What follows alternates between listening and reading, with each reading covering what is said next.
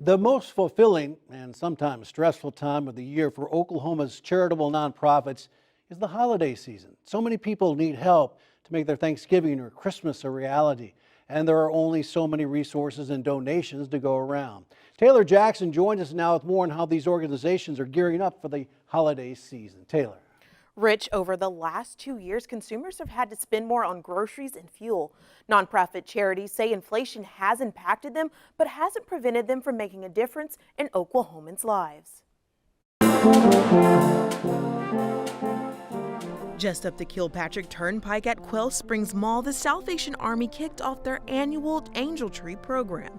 Area Commander of Central Oklahoma's Jamie Clay says over 2,000 children are registered to have their Christmas wish list fulfilled. The Angel Tree right now has about 150 on them. We have 50 different corporate sponsors that also have pre-adopted angels. So we'll need to move through about 500 angels off of this tree alone in the next week.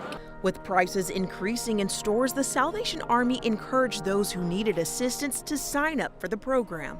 We do take inflation into consideration. When we started our adoption process in September, we knew then that there were going to be families that were really struggling by Christmas. So we encouraged people that had financial needs to register at that time, to get approved early, so that way we could help take some of that pressure off of them, because inflation doesn't help at Christmas. Other nonprofits around the city are experiencing an increase in clients as well. People who are poor are impacted by inflation more so than any other group in our country. And we've definitely seen an impact on those folks when they rely on a small budget for food, whether it be a food stamp budget or their own personal resources. It just doesn't go as far. So we have seen a dramatic increase in the number of families coming to seek food from us and to seek assistance. Executive Director of Food and Shelter, April Dozier, is preparing for her organization's community Thanksgiving meal. Dozier says the Thanksgiving meal typically feeds about 1,200 people. We try to share within the community the great need that is there, and hopefully people will see that as a good way to invest their donations or invest their financial resources. So far we've been really lucky that that piece of it hasn't impacted us. The OKC Dream Center clientele increased by at least 20%, but Hunger Relief Coordinator Tracy Buckner says they have seen a decrease in donations. During COVID, we were still getting donations. It didn't seem to affect us that bad.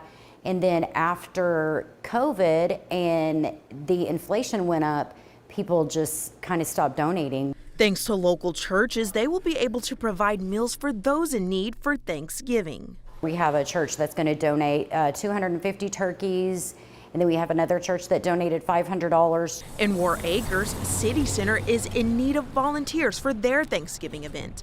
CEO and founder Jed Chappell thinks high grocery prices is the culprit for increased visits to the City Center food pantry. I think the prices have been a big thing. And so we have seen a lot more families come through. I mean, even with us, as we shop for the food, for our food pantry, it's like, whoa, this has gone up big time. On average, the pantry serves about 6,000 meals a month. In October, they served more than 8,000 meals. The Salvation Army says despite inflation over the last year, they were able to meet their goal, and they expect to do the same thing again this year.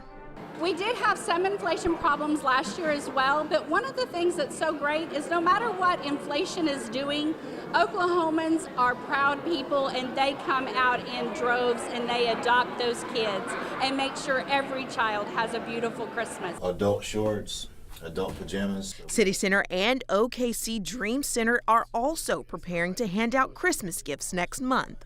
We would love to have anyone available volunteer for our 3 days of Christmas. So December 14th, we're going to be wrapping close to 5,000 gifts for youth in our community. That's 2,500 students. We're looking for our community to step in and be a family to people who are homeless. So by providing small gifts or gift cards that we can give out, so that even though they get their needs met, like socks and gloves and hats, we want to make sure they have something special too.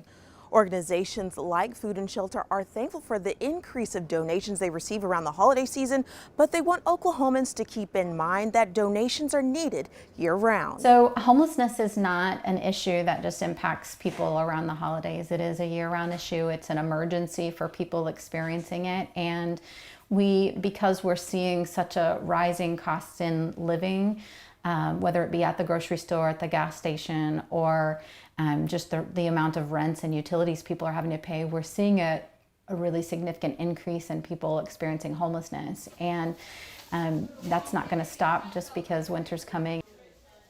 City Center and the OKC Dream Center both have clothing closets that they are hoping to fill just in time for the winter.